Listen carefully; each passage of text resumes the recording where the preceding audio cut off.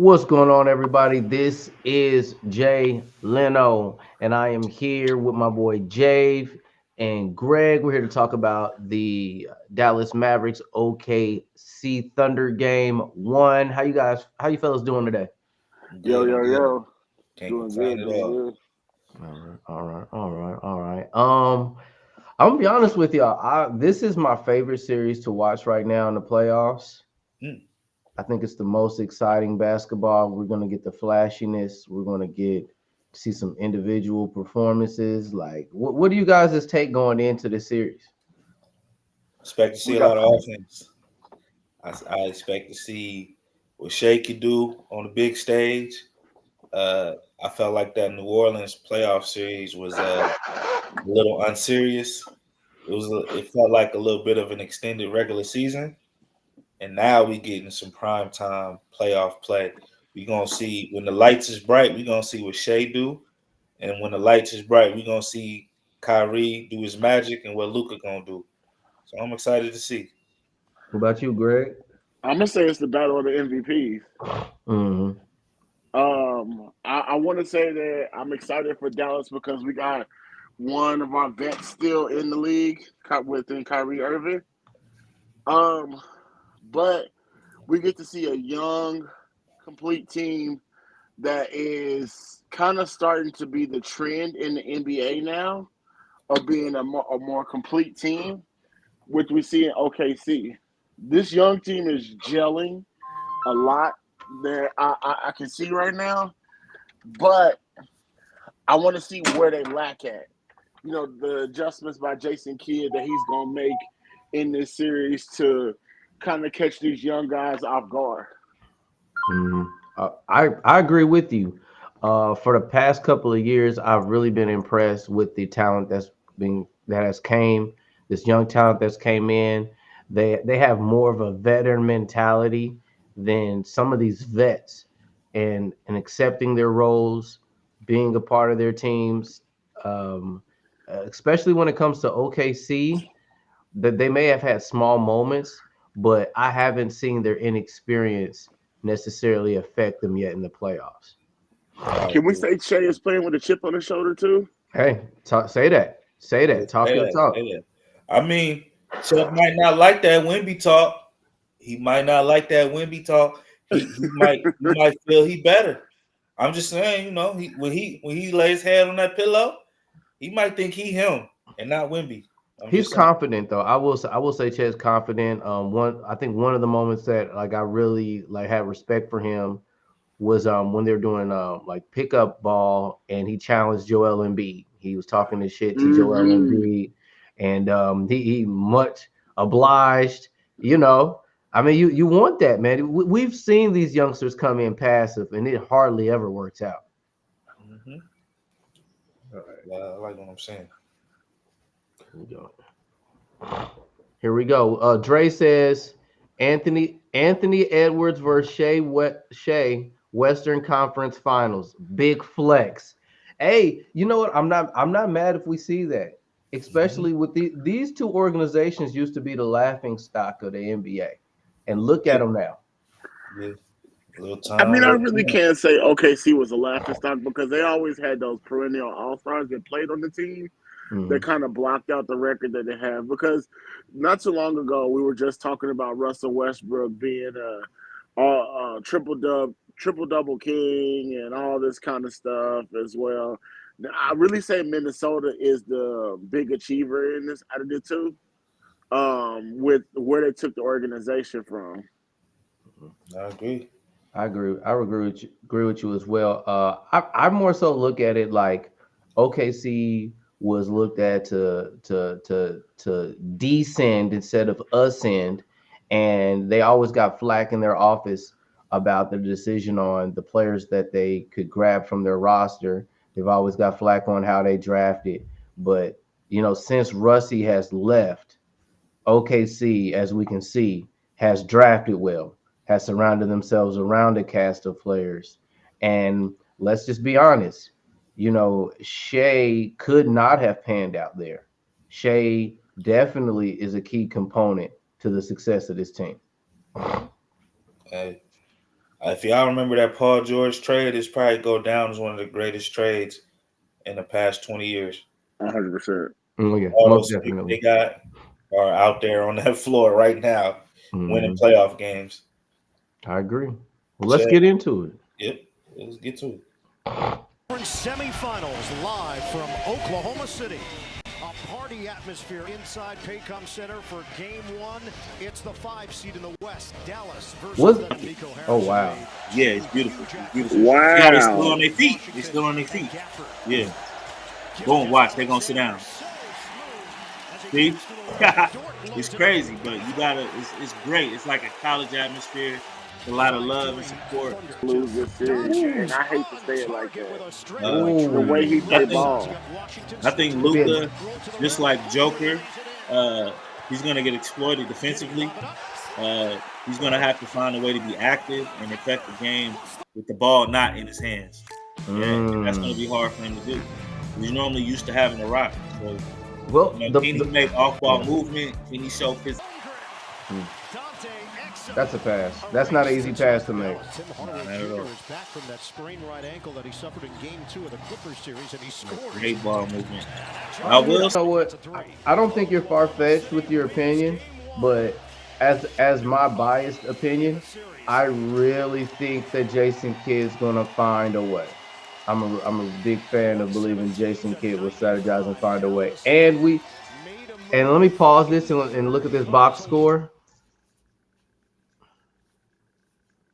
All right, I don't think that Kyrie and Luka are only going to have 19 or are going to average 19 or 20 points. Luka was minus 21.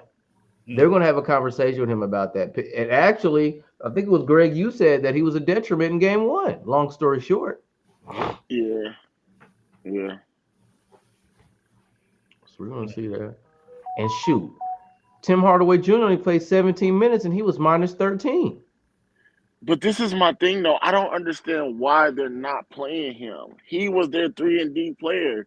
I get put Kyrie in the game, but you got to find minutes for him. Tim Hardaway has been big for them in last playoff series. Would you prefer to give Jones as his minutes? Because if I'm not mistaken, isn't Hardaway 6'4", 6'5"? I could be wrong. And he plays small forward. That's a hard – because Jones has been playing crazy. He's hitting threes. He's playing athletic. He's going to get a rebound. I get that, but that's where I feel like the scheme needs to come in with Jason Kidd and figuring out a way to get him on the floor. Hey, I will say Tim Hardaway was 1 for 5, 0 for 4 from 3. So he might have to earn those minutes, you know. That's fair. If he's not in there hitting shots, then and also Jones, you know, he's a big body. You know, they need that currently with all that length pause that the Thunder have. And you know, when the substitution happened, they would also probably like a spark of a little bit of offense, which they didn't get from their bench in Game 1. Yeah, but I'm looking at the bench right now. You got 1 for 5, 0 for 0, 1 for 3, 1 for 5, 1 for 2, 0 for 3. So the bench did not show up. Yeah. No, we're looking at who's on the bench that you realize to show up though. It's going to have to be Hardaway, Lively, also JaMychal Green and Dante Exum, all veterans. JaMychal Green played 25 minutes. He was just getting cardio at this point. Yeah, I mean, he got a shot 3 for 8, 4 for 9. He was the only spark they had off of the bench. Yeah. But I mean, you switch over and look at the other end. OKC didn't get that much help off the bench themselves either. It was a Shea show. Yeah, most definitely was. Yeah. Most definitely was. That OKC starting 5 is young. They're able to get out there and play all those minutes. You know, That's what I was about to say. Like that team they're like, you know how LeBron played all the minutes and stuff like that. I feel like that's what that OKC starting 5 is. They don't get tired. Gotta respect it. They're all at the same pace. They're all involved. So, any game two predictions you guys got? Like you said, I got Dallas making an adjustment. I don't know what that adjustment will be, but I'm gonna predict Dallas wins. I got this going 7 games. I got it going 7 games with OKC sneaking it out at the end. Um, I think that OKC will win off pure talent, but Dallas will have more experience and better coaching, which will keep them afloat in this series. But I got it going 7. What you got, I got Greg? it going 6. Mm. 6 OKC. I got OKC taking game 2. I have Dallas taking game 3. And depending on how they take game 3 will determine if they're going to take game 4. If they don't, I see OKC taking game 4 and possibly closing out the series. I think, okay, compared to our last game, looking at post interviews, I want to really focus on Kyrie post game interview because I really want to see his temperature. Mm-hmm. Although we know this is Luka's team, I know that this organization doesn't want the win or loss. They'd rather lose on the shield of Doncic than Kyrie, but I don't know if Kyrie can swallow that pill. Can I say that will we see Kyrie stay here if they lose? I do. I agree. I think he does. I don't know what his contract situation is like, but contract situation, he's going to make the best move forward for himself, but he won't say anything right now, in my opinion. I think his best bet would be to stay with this organization. This organization, Dallas and probably the Spurs is one of the few organizations that you can keep your core together and they will probably find your outside pieces and make adjustments. And I don't want to. I hate to hurt it, LeBron's fans. Kyrie is not coming to LA. Don't do that to me, Jeff. He's not coming to LA. I can dream, Jeff. I can dream. Not my problem, dog. You know? Hey, that don't affect me, no way. Let me dream, Jeff. I got them X-Men 97 powers, man. I knew what was in your head, man. Bull. Let's see what Kyrie had to say. I had too many turnovers tonight, especially in that first quarter. Just trying to get my guys settled. So there's some things to look back on, but the defensive pressure not going to stop, so we just got to adjust. I like his attitude. Why do you think the bottom kind of fell out after you guys clawed back and got within one on your three-pointer? Yeah, I think that's just the nature of basketball sometimes where, you get it within one or you get within 5, and then all of a sudden things start to crumble a little bit offensively, and then defensively we're not getting enough stops, and they're getting to the free throw line, and they made a lot of tough threes. You got to give them credit. They shot 16 for what they shoot from the 3 tonight. Yeah, 16 for 35. I mean, game 1 at home, excited. They're making a lot of extra hustle plays. We didn't get a lot of 50-50 basketball, so there are a lot of mistakes that we have to take accountability for. But while also respecting them as an opponent. They're on their home floor. They feel very confident. They feel very comfortable. We just got to continue to study tendencies when we come into game 2. That's going to be the most important thing. Because I feel like we did it in spurts. Just like in the Clippers series, we would do it in spurts. But we have to put a complete game together against this young OKC team because they have endless amount of energy and they're never going to stop attacking. They're going to continue to play their game. They have the confidence being the number 1 team in the NBA. So it's, I feel like they have the momentum on their side, and we just got to come and be ready for game 2. When you mentioned earlier you didn't come in with the attitude that you guys, can you be more specific? Yeah, I don't want to dive too deep into it. I mean, it's more or less a, shout out to my teammates because they know what I'm talking about. But just attitude-wise, just in terms of the approach of what we're going into, and also knowing that they're going to play 4 very high-paced quarters. They're not going to slow down or, get into the half court too often.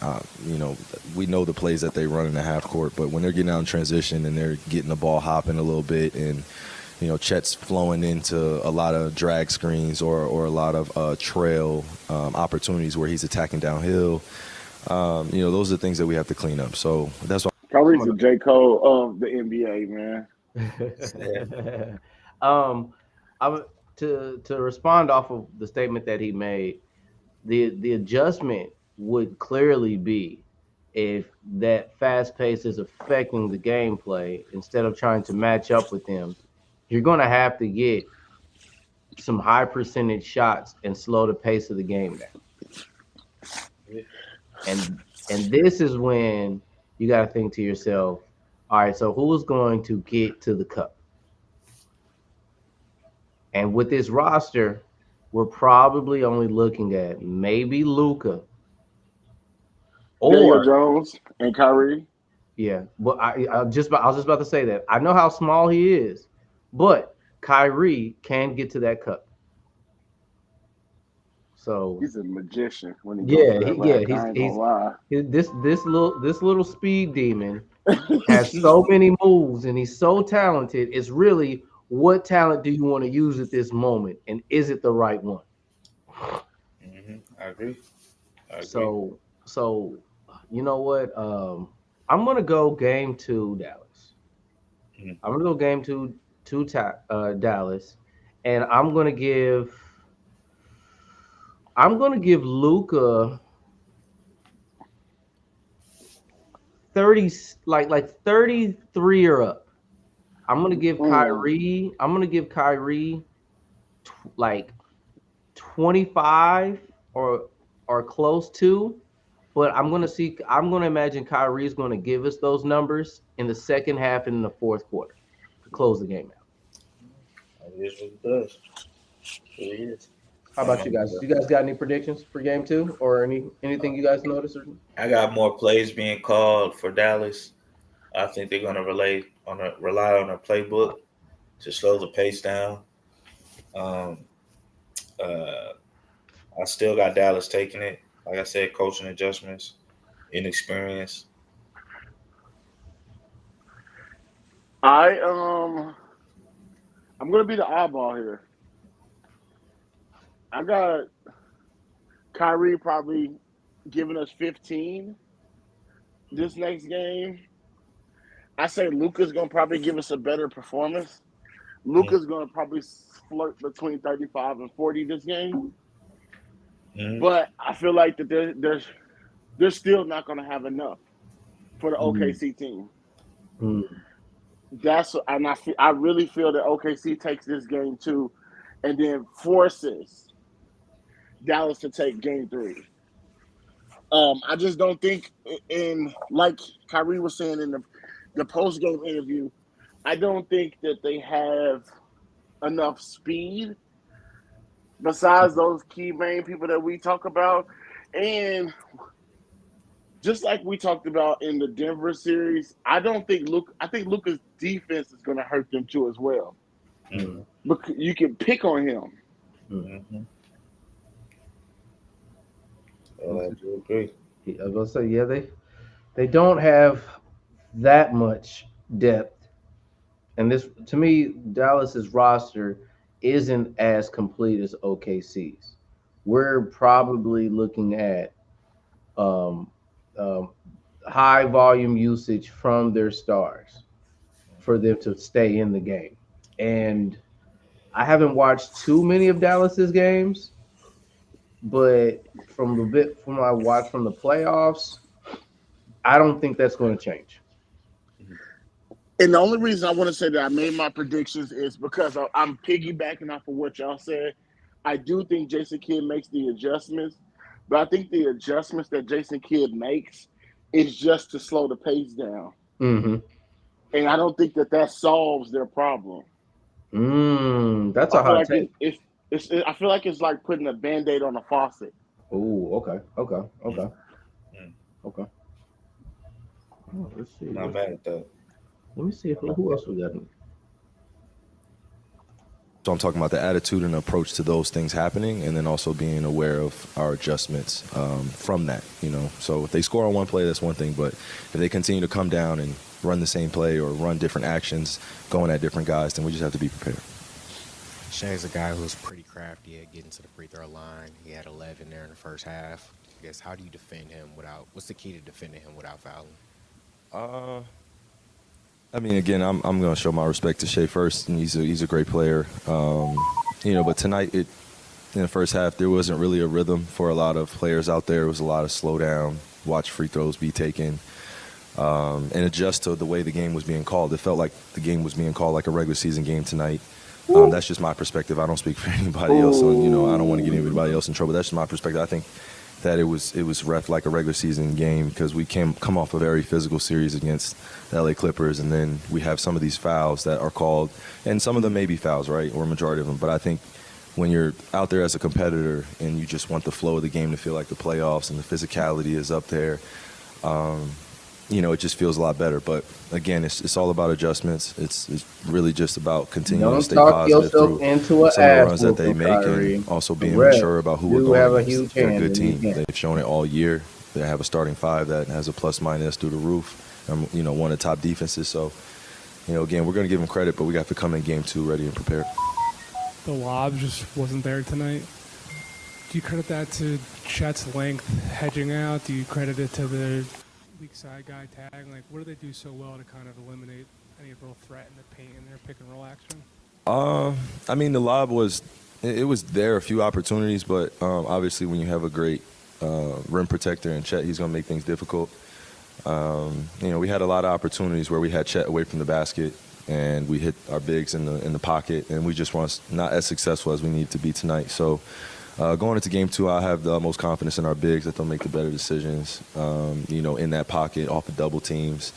We collapsed their defense a few times today, and we had open looks, and we just didn't hit some of those. And some of that is a credit to their defensive success, and a lot of it is credit to us just settling into the game and just being aware that we got to make shots too, and also that this game is a game of runs, but it starts on the defensive end for us. Our defensive identity is at an all-time high when we're doing the right things on that end, and then our offense flourishes.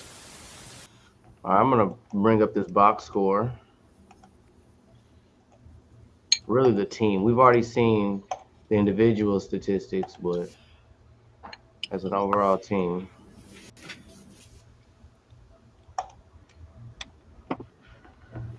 Whoo! Do you guys see this differential between rebounds they have right now? Lay it on. 39 to 52. But Dallas has never been. I can't really be surprised by that. Dallas has never been a great rebounding team. Yeah, they got one rebounder. That's Gafford. Well, that means I don't want to throw down your Luka away shots. either. That's what that means, right? I'm not going to throw Luka away because Luka gets rebounds as well. But when you're relying on your point guard to get rebounds, that's a lot. Mm-hmm. All right, and then shooting 68% from the free throw line's not going to help you. Nah, not at all. Got to knock those down. Wow, can y'all believe this? Almost 90 3-pointers was shot by the Thunder, and 84 was shot by Dallas. And they shot 45. They shot 45. Thunder shot 45% from 3. No, it's not 3. Yeah, 45% from 3. Let's get them up. Yeah, that's huge. That's the way you draw it up. 15 turnovers to 9. Now the question is OKC gonna shoot like that all series? I said no. Yeah, that's the $1 million question. I say no. I mean, I would, based off my experience of watching the game of basketball, you would have to make your shooter. You would have to, defending wise, you're going to have to make these shooters feel uncomfortable. You may not always be able to swing out to them. I don't know if you have to contest a certain way. I don't know if you have to at least block one shot, or maybe early in the first half you give a nice little foul. You might have to risk a flagrant just to make people feel uncomfortable and second guess themselves. These are, you know what? just like you say, Ross, sometimes you need Dennis or Draymond to get in some of these players' heads because Thunder, just like Kyrie said, Thunder is very confident right now. Mm-hmm.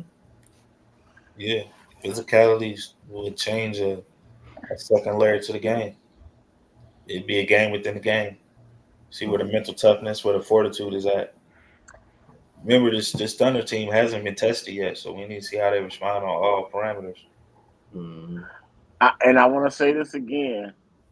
Chet is not liking this talk about Wemby. Whether we want to say that or not, I do not think that he is agreeing with this talk about Wemby like that. And I feel like that he's just not getting the attention. Don't get me wrong. Chet is having a good year. I just think that he needs more praise in a sense because I feel like that it is the Shea and Chet show. And Jalen Williams is the one that's adding on to that. Mm. I'm not mad at that. All right, guys. So we made our predictions. Let's see here. I'm gonna see who do we have tonight, though.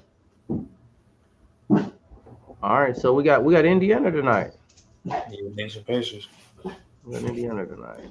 Pacers taking game too. Somebody got to guard Brunson. I don't know who it's going to be. All right, let me set up this outro real quick.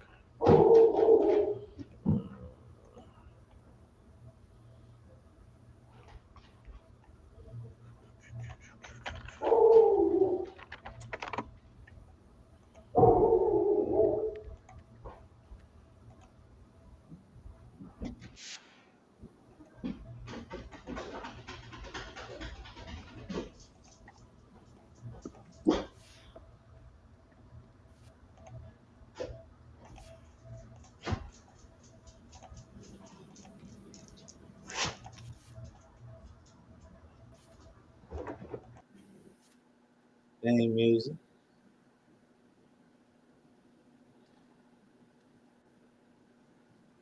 So special.